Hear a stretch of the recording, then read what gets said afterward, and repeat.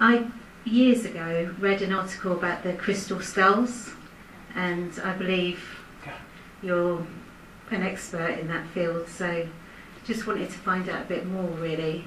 What I heard was that humans had more to us, basically, in the past, and that knowledge has been taken away because it was abused, and that will start to come back to us. Okay, well, I will respond to your question, although the expert on this panel about the crystal skulls is actually Paul rather than myself. From one perspective, and one, it's important to remember that it is only from one perspective. We have had knowledge as a human race, a collective. We've had knowledge removed from us, if you want to use those words. We've had knowledge that we should have evolved into, or that we've had that taken from us, from a group that wanted to prevent our evolution or control us. That is only one perspective. It is a true perspective, but there is so much more to it than that. When one expands that perspective, one will then see that this was a choice that we made, and we chose to lose this knowledge, if you like, so that we could then experience reconnecting with it or refinding it. But both perspectives need to be acknowledged, because on one hand, we've had a disservice done to us. On the other hand, we chose to experience that disservice. So as long as we're aware of both of those perspectives, then we can look at all the different levels to that. Regarding the crystal skulls, the only information that I have been given about them is there were certain artifacts, many artifacts left on this planet for us to find, so that we may use them as tools for our evolution. And the crystal skulls are like mini computers, if you like, and store information that we can tap into. Paul really is the expert in that field, so I'll pass the rest of the response to that question over to him. Mini computers, about right. Again, if you remember the days of Superman, where they have the crystals, where Superman puts in a crystal and ends up talking to his father from many thousands of years ago. They work in much the same way, and they hold information holographically within the crystals themselves. I actually met Joanne Parks, who's a lady who looks after a crystal skull, deemed the 13th crystal skull, called Max, Crystallis Maximus, again at the 1212 Earthkeeper conference in America. Fantastic lady, the most beautiful green eyes I ever see, completely connected. The purpose of which was to arrange a DNA activation at the time.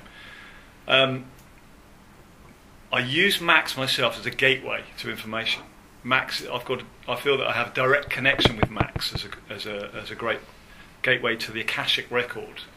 Akashic record again is a library, holographic library, shall we say, that holds a fantastic amount of information, universal information.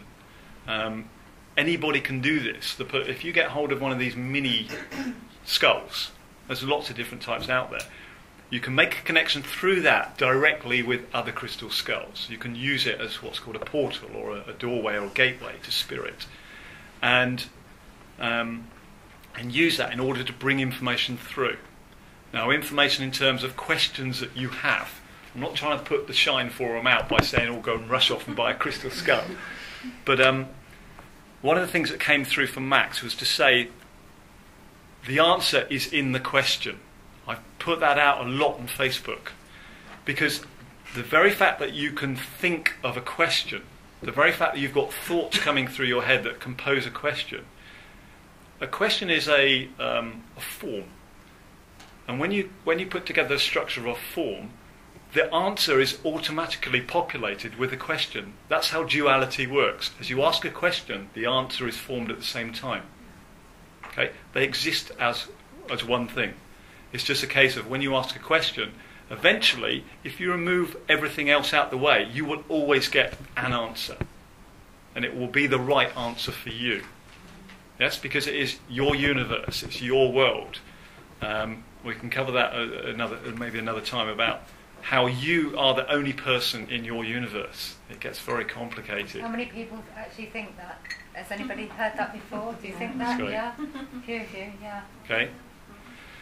But to stick with the question with regard to Max, yes, there are deemed to be 13. There are far more crystal skulls, but there are deemed to be 13 that hold various information. Max was designed to unite the other 12. I suppose we could see the parallels in form of the 12 disciples, with Jesus uniting the 12 disciples. 12 is a very important number. 13 is even more important. 13 was a number that was tried to be discouraged by the church. 13 pieces of silver with Judas Iscariot. So there's lots of connections. The hidden. The 13 is the hidden, the secret. So, tuning in with the crystal skull is a great way of opening a portal. Opening a portal within yourself to connect with the universal library, shall we say. Yes? And you don't just, you don't just, you can use the collective crystal skulls not just for information, but also for healing, as they present an electrical energy. So if you get one of these little crystal skulls, just like Paul was saying, you can link into the collective consciousness of the 13 original artifacts that are not of this planet, if you like, and access healing from that energy as well as information. I just say a little story, because I was with Paul when we went to see Max, and I was a bit sceptical, if I'm honest. I went there with an open mind, and as I put my hands on this thing, I literally felt a huge surge of electricity and this love just flowed through my heart, and I literally had tears just falling down my face, and it was an amazing experience. So to travel all the way to America, get all these connecting flights, just to go to this talk, that was worth it. So yeah, just to say crystal skulls do have magical powers. That's it. Have you got one? I have got one, actually, that I can quickly go into a very quick personal experience that occurred only yesterday. I went to Glastonbury for my birthday back in March, and I've been wanting to buy a crystal skull for some time, so I finally did buy one. It's only very, very small, and it's made of jasper. And I showed it to Paul, and because Paul has already met Max, he has a direct link to Max, so he was able to... Is it okay to share this story? Yeah, he was able to align my crystal skull directly with a link to Max for me. I hadn't actually utilised that. Paul did that for me about a month ago, and I put jasper under my pillow as Paul had advised me to do, and literally as soon as I closed my eyes I saw Max immediately, and he spoke to me in a very different way. I'm used to communicating with this collective consciousness that I call the Nine.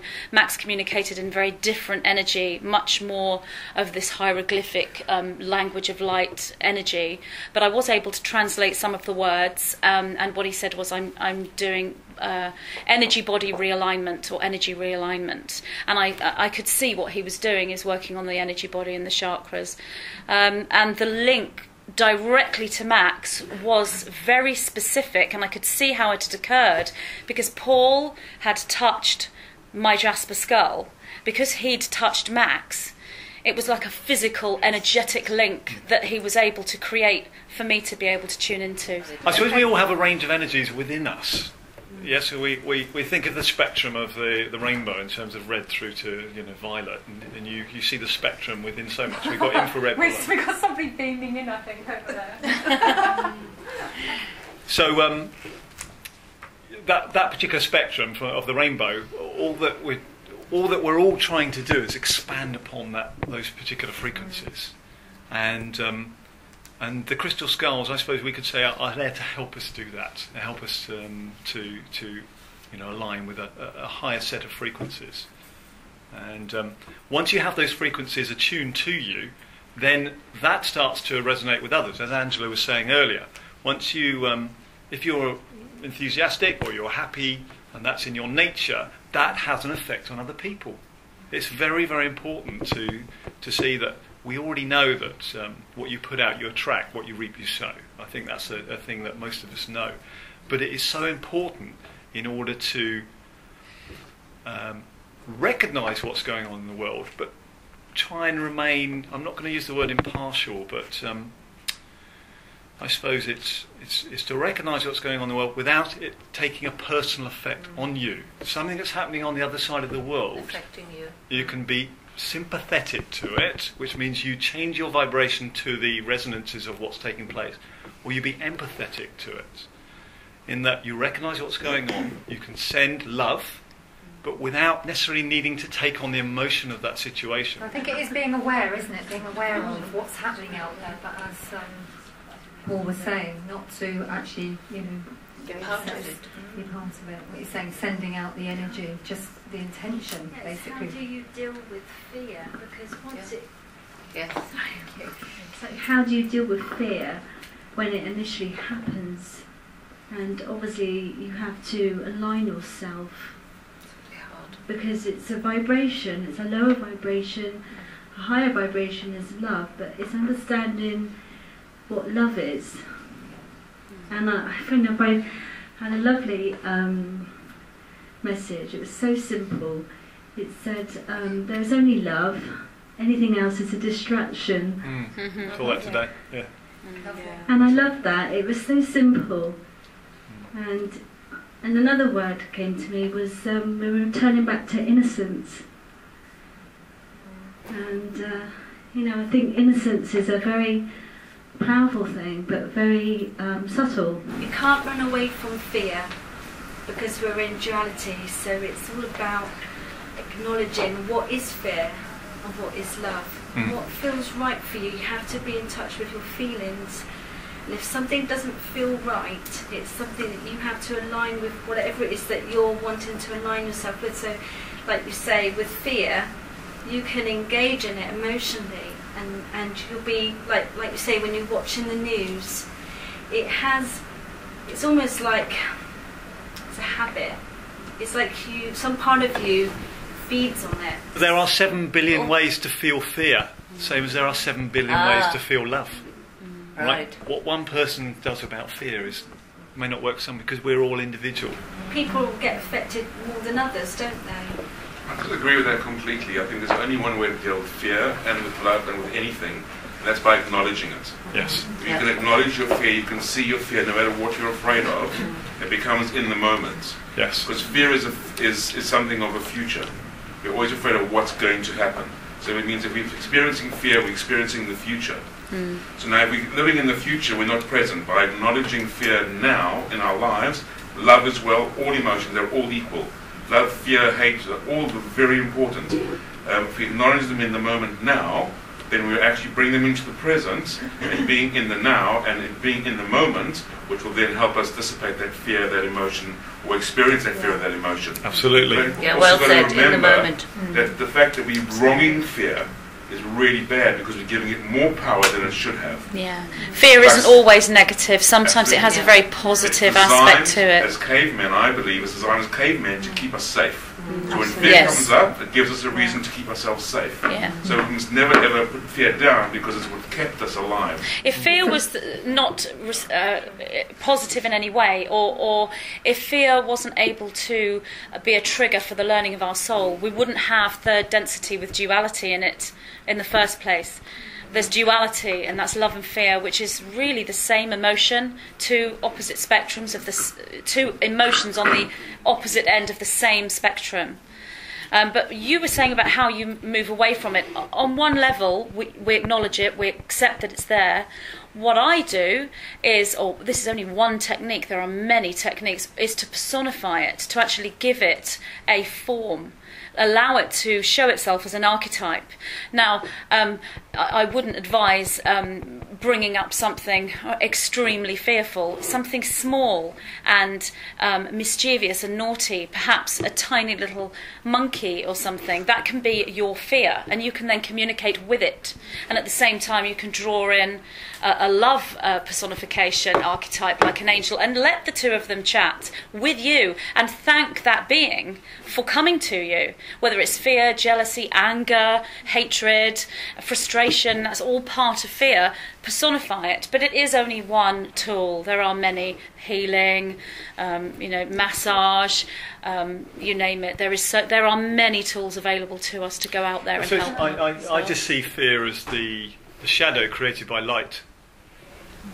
Contrast. Yes, there's a Contrast. contrast. Very necessary Yeah. then, because without light, absolutely. without darkness, you can't have light. Yeah. Absolutely, and very much in these times we're all being presented, aren't we, with our demons, if you like. Yeah. And Yes.